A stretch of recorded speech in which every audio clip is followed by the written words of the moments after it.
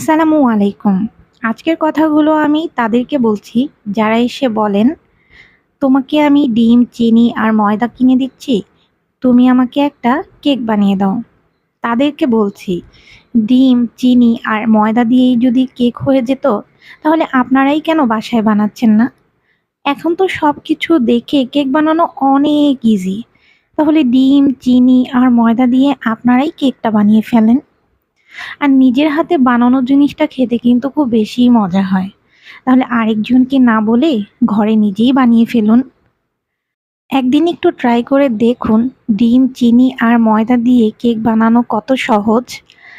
আমার মতো এরকম অনেকেই আছে যারা আশেপাশে মানুষের কাছ থেকে এই কথাগুলো শুনে থাকে যে, "তোমাকে আমি ডিম, চিনি আর ময়দা দিচ্ছি, তুমি আমাকে একটা কেক বানিয়ে দাও।"